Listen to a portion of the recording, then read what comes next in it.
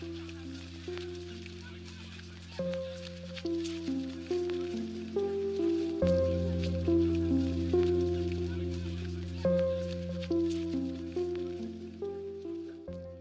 evening, everyone. Thank you so much for joining us this evening. My name is Melanie Sherleen, and I'm the COO and VP of Engagement at the Glenbow. Glenbow is located in Mohkinstsis on Treaty 7 territory, and we respect the history, languages, traditions, and cultures of the nations on whose traditional land we reside. The Blackfoot Confederacy, which includes Siksika, Piikani, and Kainai, the Tsuut'ina, the Irahe Nakota First Nations, including the Chiniki, Bearspaw, and Wesley First Nation, and the Métis Nation of Alberta, Region 3. Their contributions to Glenbow and their continued support are integral to our success in educating visitors and sharing the rich heritage of this land. We further acknowledge the vital connections we have to other Indigenous peoples whose culture is represented in the museum's collections and exhibitions. It's my pleasure to welcome you to tonight's conversation focusing on artist Shuvani Ashuna. An exhibition of her work, Shuvani Ashuna Mapping Worlds, organized and toured across Canada by the Power Plant Contemporary Art Gallery, is currently installed at Glenbow and awaits our reopening so you can visit the exhibition in person. Our thanks and gratitude go to Mary-Dailey Desmarais and Paul Desmarais III for their support in presenting this exhibition at Glenbow. Thank you. I'd like to now turn things over to Nicholas Bell, Glenbow's President and CEO, and Mary-Dailey Desmarais for their discussion of Shuvani Ashuna's compelling vision as an artist and how her work connects with the history and legacy of Inuit art and culture. We'll have a Q&A at the end of the conversation, so if you have any questions during the conversation, please type them in the Q&A function feature at the bottom of your Zoom screen. Nicholas, over to you. Thank you, Melanie. It's great to have everyone here this evening. And I will say I have sort of these powerful mixed emotions at the moment because as Melanie has just shared, we have this exhibition up on the walls at Glenbow. It's been installed for a couple of weeks now. And we are desperate to open it back up and have an opportunity for all of you to come visit the museum and see this. We know how important it is, especially in these strange times, to connect with the arts and to find yourself in the view of another. But I also feel hopeful and excited about this evening because through the strange period we're in, we also have the opportunity to connect over dinner hour in Montreal with Mary-Dailey Desmarais, one of this country's foremost advocates for Inuit art, for contemporary Canadian art. Mary-Dailey has been a tireless advocate for the work of artists like Shuvani Ashuna. And we are thrilled that through the internet, we're able to bring her to you live from Montreal for this special program and in anticipation of the exhibition when we open it. Mary-Dailey, some of you may know, was formerly the curator of International Modern and Contemporary Art at the Museum the Museum of Fine Arts in Montreal. She was last year named the chief curator of the MFA in Montreal and continues to be a wonderfully vocal and visible advocate for all of these arts. So Mary-Dailey, please join us. And we are delighted to have you here in spirit with Glenbow this evening. Hello. Hello, hi there. Thank you so much, Nicholas, Melanie, and the entire team at the Glenbow. I have to say, I am really hugely flattered to be able to have been asked to join you this evening. I will just preface this evening by saying that I'm hardly an expert in these matters, but I am, I'm hardly an expert in Inuit art, but it is a subject that is near and dear to my heart. So I'm very passionate about it, and I really am touched by the invitation tonight. So thank you. It's really exciting to have you here. I almost feel like we should call this Between Two Libraries, but I digress. Mary-Dailey, I'm exceptionally excited to ask you some questions this evening about your own experience of Shuvani's work, partly as a curator, but also as a collector and somebody who is personally passionate about this field. And you have the benefit that many of us haven't had yet, which is you've met her, have you not? Yes, I did. I had the pleasure of meeting Shuvani. Well, I first met her when she came to Toronto back in 2015. I no, it would be earlier than that. It must have been around 2014 or so. I met her in Toronto while she was there for an exhibition that she was presenting at Fahili Fine Arts, and then subsequently in 2015, Paul and I went to Cape Dorset. And I had the pleasure of meeting her there. When I met her, she's a spontaneously generous person, and she gave me this barrette. Actually, I just put it in my hair. You see, you can kind of just Oh my flip it goodness. like this, and it's made from a seal fur. And she's remarkable, and I feel lucky to have met her. That's incredible. So what was it like to visit Cape Dorset? I mean, many of us in Canada know it by reputation, but not many of us have probably been. Well, listen, Cape Dorset is incredible. I can, I'll tell you the kind of context of my going was twofold. One, I had just finished after a very long slog. I had just finished my PhD dissertation, and Paul, who had not seen me in months as I was buried under a pile of papers and in a kind of mess of insanity, having left most of it to the final phases of doing it, he said, let's go somewhere. Where do you want to go? And we just for kind of 5 days, and we had wanted to go to Cape Dorset for a long time together. And so I said I really would love to go to I would really love to go to Cape Dorset. And Paul also had wanted to go, apart from our kind of personal interest in going, because he was really supporting the initiative to build a new print shop, and so we figured that we would go there together. It's an incredible community. It's an incredible landscape. It's this immensely white. There's snow everywhere. We went in June, and it was entirely just this incredible um,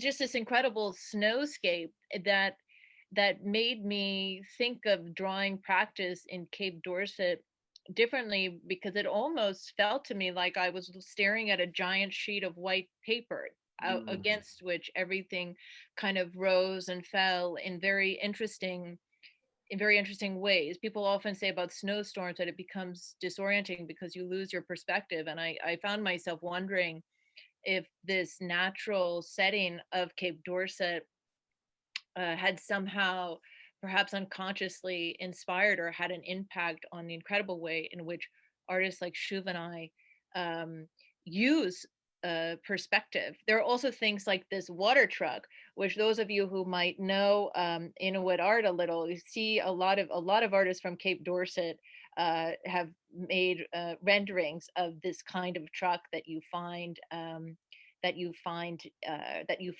that actually the water delivery service is part of the co-op. Here's a picture of Paul sitting in the coffee shop, which was actually the original building of the Cape Dorset print shop. And here, and I'll just stop there because I don't want to bore you with too many of these pictures that I tried with all my might to scan my printer, but it had a mental breakdown. Here's a boat. Here's a boat buried in the snow. And for those of you, I hope all of you who are watching go visit the exhibition. But you'll see that, there's a Titanic that, well, Shuv and I was very influenced by popular culture, but also, you can actually see scenes like this of boats buried in snow, or kind of half emerged when you're there. That's just a final picture I'll show of the landscape, so you have an idea of how a lot of the drawing that comes out of that community is inflected by what the people there are seeing around them. So Mary-Dailey, just before we dive into Shuv and I's work in more Sure. detail, for those who aren't familiar, can you describe a little bit why there is so much drawing happening and art making happening in Cape Dorset? Maybe a little bit of the co-op?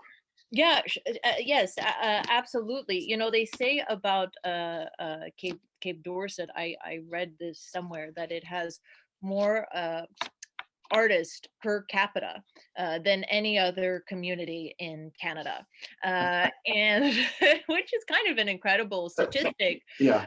for a place that is so remote. But art making is really at the heart of that community, and part of the reason has to do with the longevity and good management of the co-op, which kind of under the umbrella of which is the are the art studios.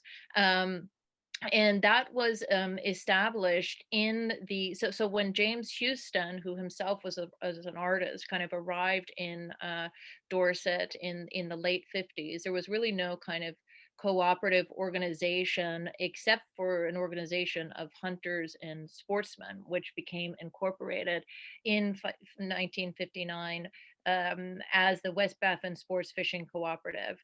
And then it was subsequently reincorporated in 1961 as a West Baffin Eskimo cooperative. And the initiative behind that was, of course, to have Inuit people be able to make their own money, have their own economy. And one of the incredible things that happen in that community, which explains why the art making practice has been has consistently thrived, is that very early on, the board of the co-op decided that we need to be that they needed to be independent of the government, because what we've seen happen in a lot of other towns with artist studios that were dependent on the government is that in times of recession, when finances became well, when resources became tighter, funding was cut for those artist studios, which meant that they, with time,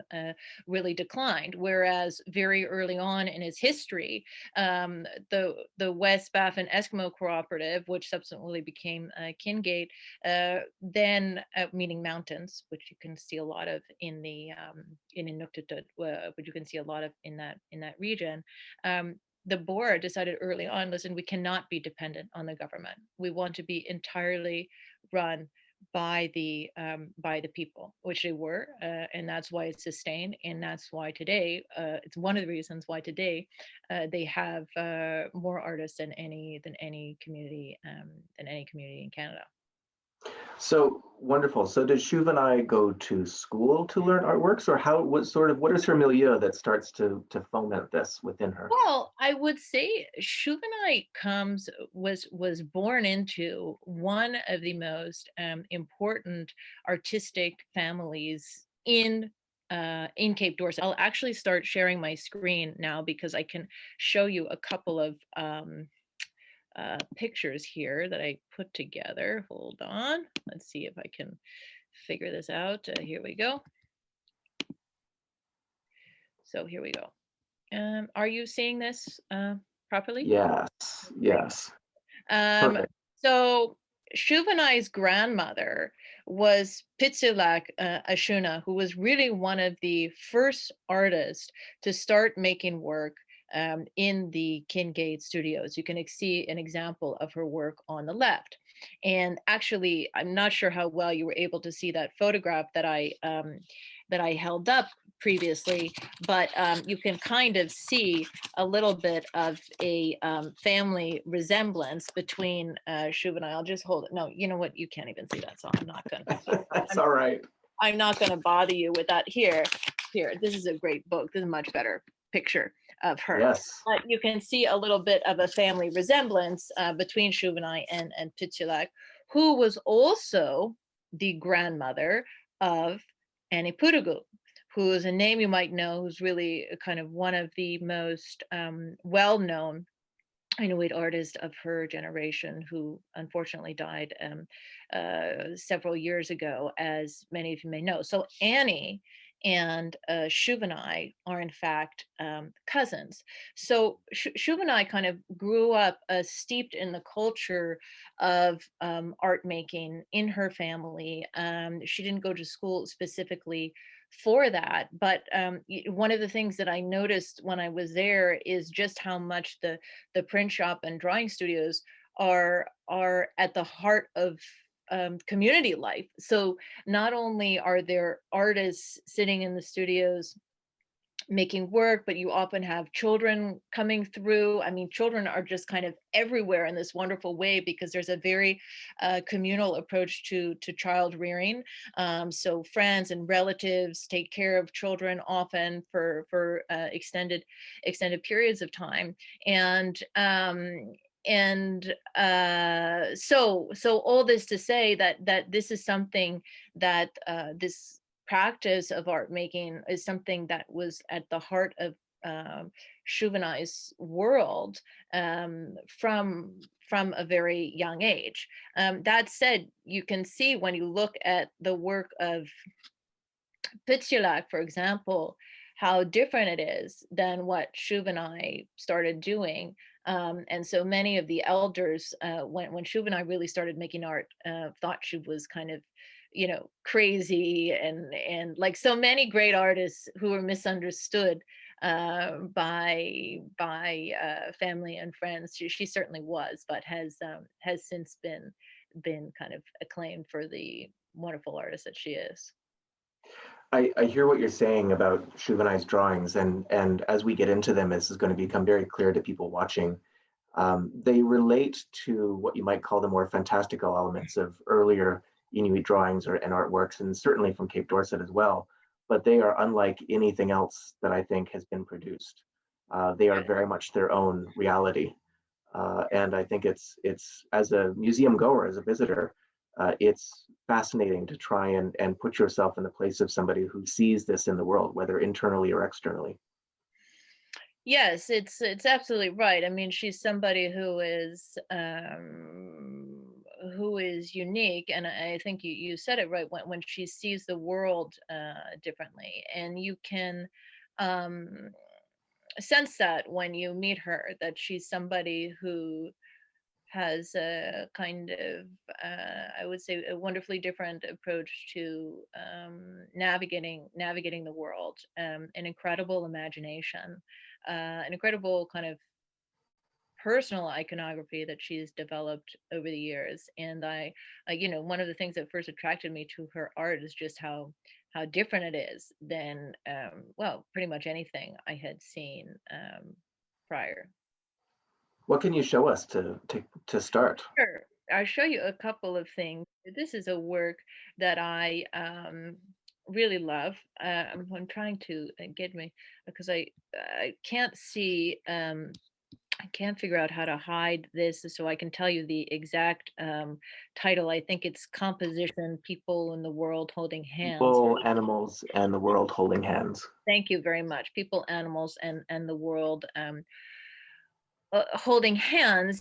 She's an artist who, you can see here, she does uh, she gives us this kind of bird's eye view of the scene, and in other drawings that I can show you in a minute, the play of perspective is sort of more pronounced, but it's wonderfully optimistic and kind of dark in the same way. Many indigenous cultures believe in this kind of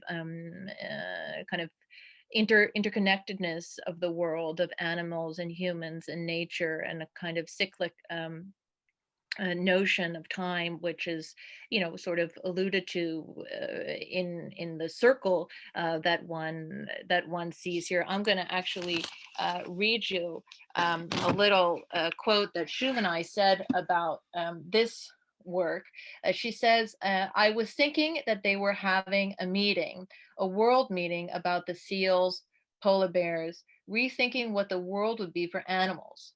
I started thinking that all of these animals would be friends. Even some of the dangerous animals I have seen in the movies are there." And she just kind of, she's somebody whose personal vocabulary, or I would say artistic vocabulary, is inflected by popular culture. Unlike her grandmother, Chauvinai grew up with television. She watches a lot of movies. She kind of, you can't see it so much in this work, but in others that I'll show you, she really kind of injects popular culture into what she's making, but also combines that with Inuit iconography. For example, you can see on the bottom here Sedna, the sea monster goddess here, who with the long sort of mermaid Mhm. tail on one uh, fin, I guess, of which is a boot, because according to the mythology, she put her half dog children in a boot and kind of set them out to sea. She was forced to marry, well, depending on, there are many different versions of the story, but in one that I read, she was forced, her father forced her to marry a dog because she did not want to take any of the husbands that he was first trying to force on her. And then he said, fine, you're going to marry a dog. And she gave birth to dog children. At any rate, you can kind of see the reference a little bit to a sort of perhaps one can see a dog-like face. I'm not sure, but also there's a serpent mouth there. And again, I told you about the boot. So there's a kind of, maybe one could say, you know, monstrous quality that you can discern in the tongue, in the claws, in the, here with this narwhal, this fantastical narwhal that has an arm and a serpent tongue, and the kind of what well, would tusk be the right word? I'm not sure. But she's combining all of these different elements in ways that are both very positive, very optimistic, kind of uplifting, but then have this weird alternate twist. And I really sort of love that. I particularly also love this work, The World in Her Eyes. Mhm. The globe is something that recurs. It's a recurring motif in Chauvin's work. I don't have an answer as to what that represents, but she's clearly somebody who's developing her own, worldview, if you will. What I love about this one, Mary Daly, is two things that I think are so illustrative of her work. And one of them is the scale. For those of you looking at this, imagine this is 95 inches wide. I mean, that's larger than a three-seat couch. It is an incredible testament to her patience, I think, that she is tackling paper at this scale, but not only tackling it, she's tackling it with media that require quite a bit of time to execute. So color pencils and fine liner pens are irregular, to say the least, in terms of approaching a piece of paper that's, let's say, 8 feet wide. I think it's really interesting because, of course, her family's artwork, the work of her grandmother, the work of her cousin, are also very time intensive, but in different ways. This is a very different scale of commitment to the artwork. I think that is a 100%. I mean, it is 100% right, and it's a really important comment. I actually have a picture that I'll show you here. This is Shuv and I working on a composition. Hold on, can you see that a little Oh bit? That's wow! the wall. Yes. So this is her drawing, and you can see when you're in her presence as she's making work. Uh, Even though there might be, as I said, children running around, or children present and other artists present, she is able to have to bring a kind of intensity of focus to what she is doing that is really remarkable, and it feels like it's almost a meditative process for her. So she will go in and sit there kind of all day, working and working and returning and developing, and it's really quite quite remarkable, the the result. And I find that in this drawing, as in many of her other works, there is something that she is able to capture. It sounds very cheesy to say, but I feel this way, that she's able to capture um, an incredible depth of emotion in the regard, in the eyes, in the look of these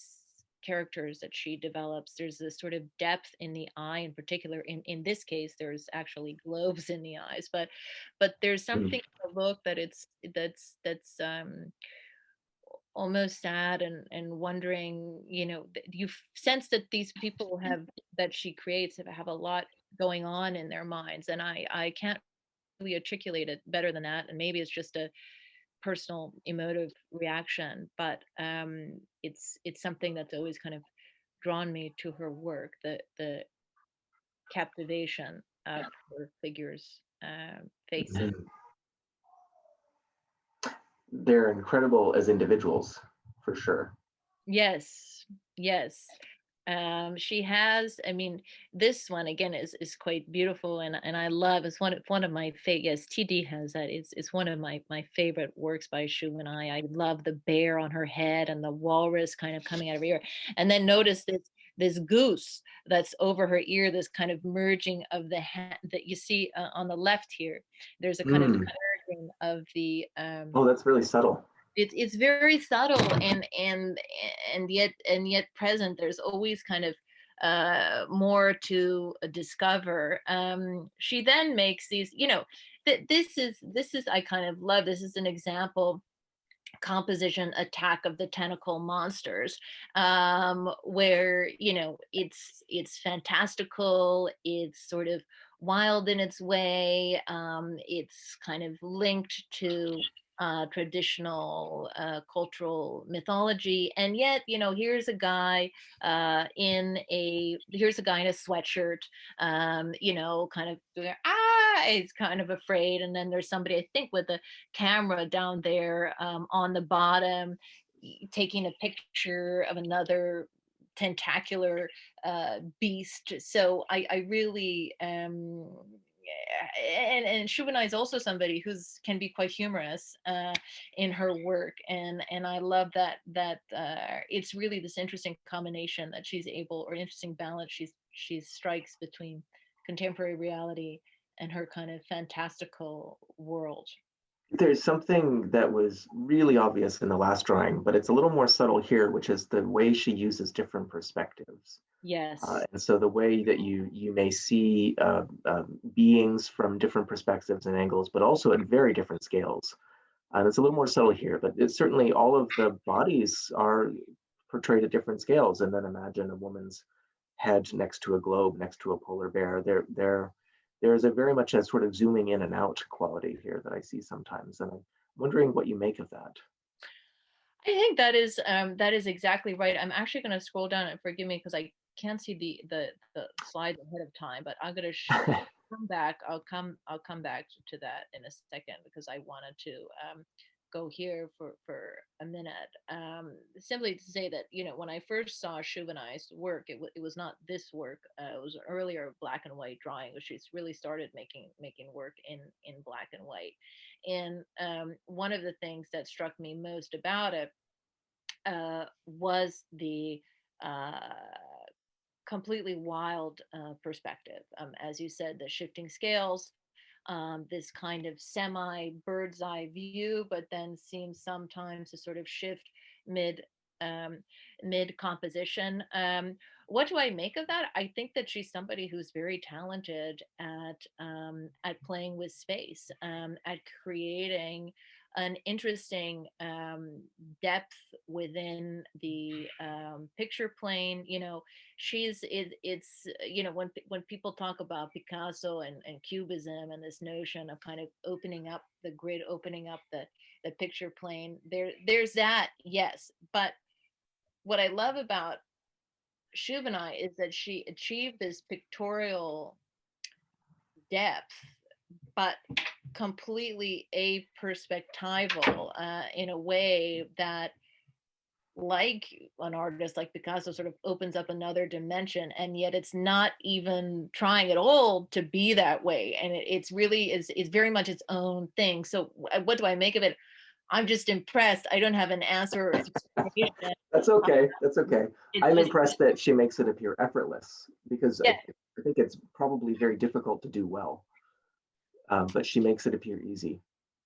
Yes, and when you look at all the details in this drawing, I mean, as I said, well, you can obviously see this is mostly black and white, but when you look down, I mean, these are all tiny little circles to make the stones, to make the kind of the other details that she's drawing here. It's really um, it's really remarkable. And I do wonder, as I said earlier on, having been in Cape Dorset and experienced the immensity of the whiteness, and the way in which, whether it be houses or boats or water trucks, these objects kind of seem to float and submerge alternately, how they kind of come together in very interesting visual ways, that we don't experience down south. Uh, I wonder if that somehow inflects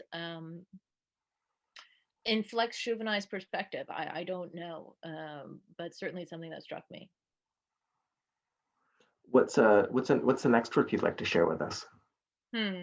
There's so many. I mean, here again is uh, one of those works that I just find, you know, the look so so so kind of unmediated and so authentic. I guess it's authentic. The title of this is me and my coat of many colors. One could think of, Joseph and his coat of many colors, which he seems to be riffing on with the title of that. But I just love the simplicity of just saying, this is me, and this is me in my coat, and sort of take it or leave it. And again, this sort of look in the eyes. I mean, I sound so much like I don't know what, an 80s love song, The Look in Your Eyes or something like that, but I do find she's able to get uh she's able to get a depth that feels so uncontrived. And that to me is really striking. Oh, I wanted to show this too because it's amazing. Ukulele. At a certain point, she started making work on instruments. I actually have an electric guitar by Chauvin that Paul gave me for my birthday one year. I love it. I love it so much. And she's somebody who can work outside the frame, think outside the box, if one will, quite literally. And so I think these kinds of objects are truly wonderful. Here's a good example. A good example: composition clams and globes from 2010, of a work that combines, again, a lot of her kind of personal visual vocabulary, these kind of globes and worlds colliding, but also uses perspective. It's kind of folded up perspective, and yet recedes slightly once one gets sort of toward the top of the picture there. And she also uses she's using different paper formats, which she clearly likes to experiment with. So I really like, the first time I saw her work, it was a black and white drawing of this kind of format with lots of stones in it, and I just thought, wow, that somebody's able to achieve that level of visual interest um, with black and white only. This is kind of following up with what I just said about, the artists in the presence of one another, in the studios, in the Kingate studios. Here's a woman with her baby. You can see the little, baby there, and people are making work in the company of one another. And Chauvin, as I said, is someone who's clearly, able to at once be with others and kind of block out the noise. I love this drawing because it, again, has this incredible perspectival play. Here's a sort of straightforward, in some ways, bird's eye view of what is a real space of, this sort of road leading down to the print shop. That's why it's called To the Print Shop. And you really do sense that you're in this kind of, what's not an alley, but it's a road, and with buildings on either side, but onto which she's kind of overlaid all of these worlds, perhaps to suggest of the print shop as a place for world creation, or that her world is so much linked to, or the worlds she creates are so much linked uh to these studios. So So yeah. Mary Daly, in that last one you just showed of everyone drawing together, it really struck me as perhaps sort of a regular daily scene in that building, which is extraordinary.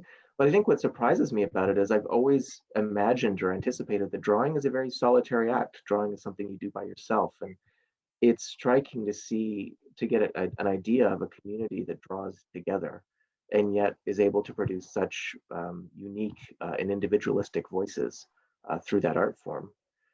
So this whole project of Cape Dorset and the co-op really got off the ground in the early 1960s that he's described. And my understanding is that it achieved some significant notice in Southern Canada internationally fairly early on.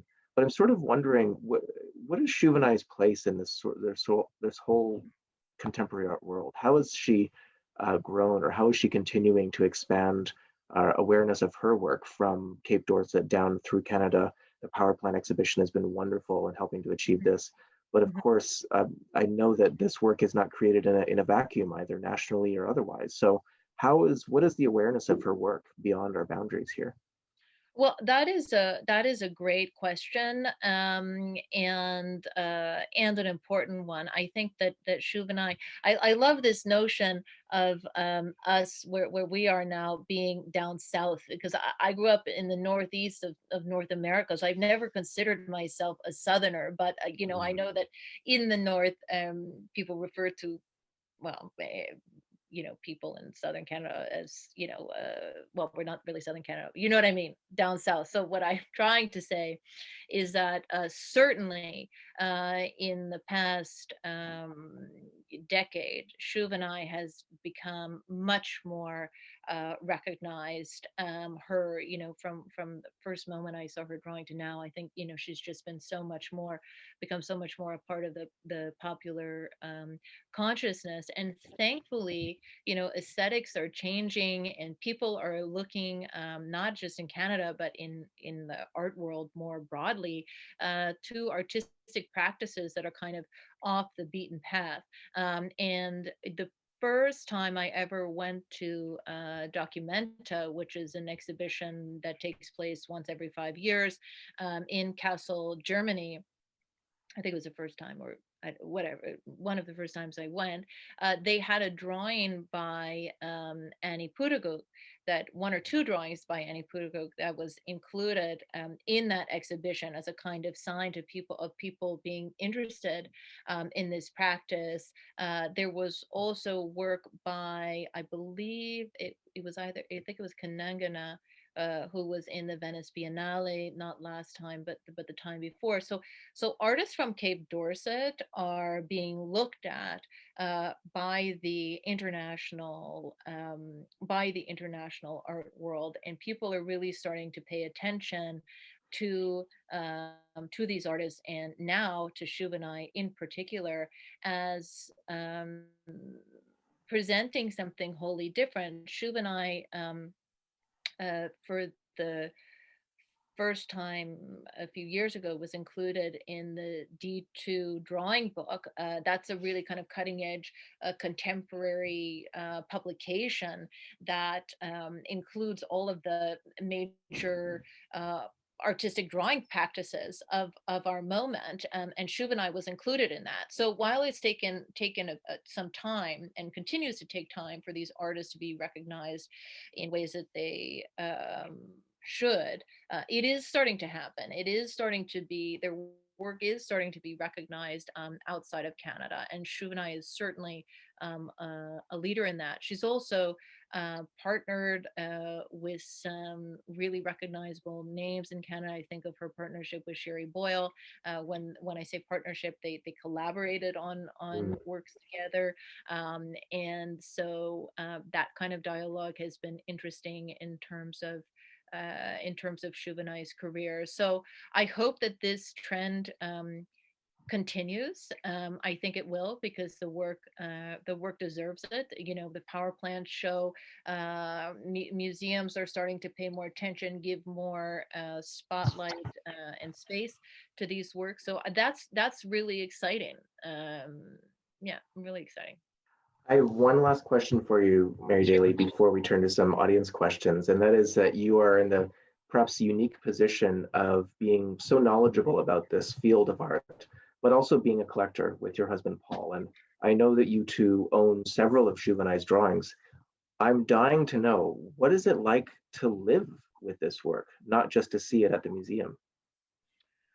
Oh, I love it. I mean, when Paul and I first met, well, I just would like to say one thing just to kind of clear the air on this, that we, Paul and I became interested in the work of Shubinai long before I entered into my role at the museum, or entered into the museum in a professional capacity. And I would just say that I would continue to love this work, and I'm so happy every time we make an acquisition that I do not I'm not the one who is making those acquisitions, and because I feel that that would be unethical, and we have very Mhm. capable curators in charge of that. And also, if ever there is some time that the museum wants some drawing that Paul, who, and also I don't make any of those personal acquisitions, but that Paul might be interested in, or that we might like. Of course, a museum takes priority. So I just want Of to course, make of sure to course, of say that course, the ethical lines, I really try not to mix my professional. of Uh, course. except for support and enthusiasm. But all this to say that living with her work, I love it. It's uh, sort of like any great art, allows you to escape into it, to see things outside of the ordinary, to imagine the world in a different way, to yeah, to inhabit another way of being. We have four children, and they're always asking us questions, why is there a snake coming out of her head? And uh, I have a daughter who's particularly fascinated by one drawing we have by Shubinai, who a girl with rainbow hair. So this is certainly high on my daughter's priority list, to herself procure some rainbow hair one day. But all this to say, I feel lucky that we live with these drawings. When I first met Paul, he had been collecting a little bit of work by an older generation of artists, and then we sort of together, and this was about 15 years ago, sort of came to the work of Annie Putugug, and then became really interested in other contemporary Inuit drawing practices, and feel it's been remarkable to get to know this artist a little bit, and to continue to follow her amazing work. And I wish nothing but the best for her. Thank you. Thank you so much for a very personal view of her work. Melanie, what have we got to work with here? Well, we have a couple questions. So I'm going to start with a question that came from one of our guests here in Calgary, which is really, I think, speaks to Shubinai's process. And Mary-Dailey, if you have any insight into how Shubinai plans her drawings, does she start with a preliminary idea or plan, or does she just approach that paper and just start drawing, and then the work evolves? Well, I have seen some that's a very good question. I would say I don't think there was always a one particular way of working to my knowledge. And again, I'm not somebody, I do not consider myself a real expert in this. So take what I say with a grain of salt, and from what I've seen. So I think that she sometimes does make some sketches, but I think that oftentimes she's really working on the spot. She will come in and sit there with a blank piece of paper, and she will work, and she will erase and do it, and develop on the spot the plan of what she wants to do. I don't think that she's somebody who's making lots of smaller preparatory drawings for a big work, but she's kind of mapping it out as she goes on the paper in the studio, to my knowledge. Great. That last image that you showed, I think was just so beautiful. I just love that the young boy who's looking up at the viewer in the center of that classroom space. And it really makes me wonder, because you've been there, if you could talk a little bit about what that studio is like on a daily basis. I've heard that Shuvnai is there almost every day, and it's just intriguing to me to learn a little bit more about the life in that studio. And then as well, if you have some insights on how is Shuvnai influencing younger generations, because her work is so unique and so extraordinary. Well, I think those are wonderful questions. So in the last drawing that I showed, you saw a lot of people in that studio space. It's not always like that. People come and go. Sometimes it feels really.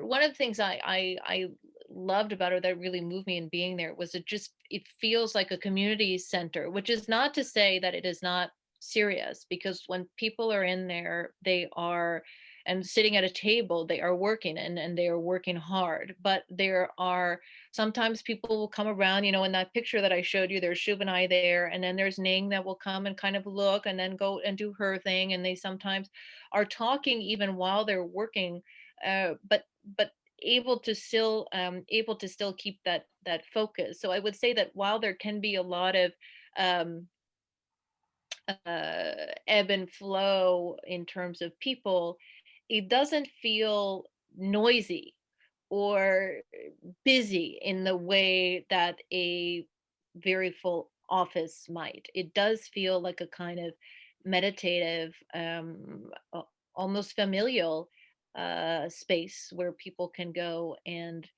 uh, release into their own world, and still be in the company of others. And sometimes there's only one person in there, and sometimes there are more. It kind of it changes. And then wait, there was another question you asked me, and I'm sorry, I completely forgot. What was the other It was aspect about of the if question? she's having an influence on younger Oh, generations. yes, Yeah. yes, thank you. Well, I can only imagine that, yes, that she is, but people are certainly looking at her art, and she is recognized in the community for the success that she's had. Not that she lets it get to her in any way, shape, or form. And I think people see what she's doing, but um, I have not seen, I mean, one of the things I find really refreshing is that I've certainly not seen anything derivative. I think that Shuvana is an example of somebody who very much stuck to her own guns. So that's probably the best example, is, somebody who, in spite of being told that, she was not doing things the way everyone else was, just kind of kept on Mm. going. And so among many of the younger artists, you're seeing that similar kind of stick to itiveness about what would be his or her unique approach to the medium. So that's a great segue into another question that's come in. So our guest has asked, how do artists in this unique part of the world deal with the pressure that is exerted through pop culture, and also to possibly the art establishment, in terms, speaking specifically about art sales? Yeah. So is there pressure there for people like Shuvnai and her generation and other generations of artists in Kingate? Well, that is a very important that is a very important question. I think, and there's also, I'm just gonna note for myself. There's also this, so I don't forget, the kind of pop culture ask. I just turned to that for a second because I was actually speaking with a curator today about a drawing for that's in our institutional collection, and he was saying how Shuv and I had, it shows people listening to iPads, and she was saying iPods rather, and she was saying, yes, I listen a lot to iPod. iPod is better than listening to people. It's just a kind of way of like liking to block out the surrounding noise with some music of her choice. So Shuvana is somebody who is very, she watches TV, she likes horror films, she kind of, as I've mentioned in this discussion, her work references popular culture, and a lot of it's certainly inflected by popular culture. She's aware of world events. She cares deeply about the world. I mean, you can see that, of course, in her inclusion of various globes, but also, the tsunami in Japan was something that deeply affected her. She made a work about it called "Oh My Goodness." So she's aware of things that are happening in the world. Thankfully, these artists are removed from the pressures of the art world, market a little bit. Certainly, they're more removed in a way that an artist living in New York might be, because some of those, uh like the hungry gallerists and the critics and all that kind of thing doesn't sort of penetrate into Cape Dorset as much. They But have buffers.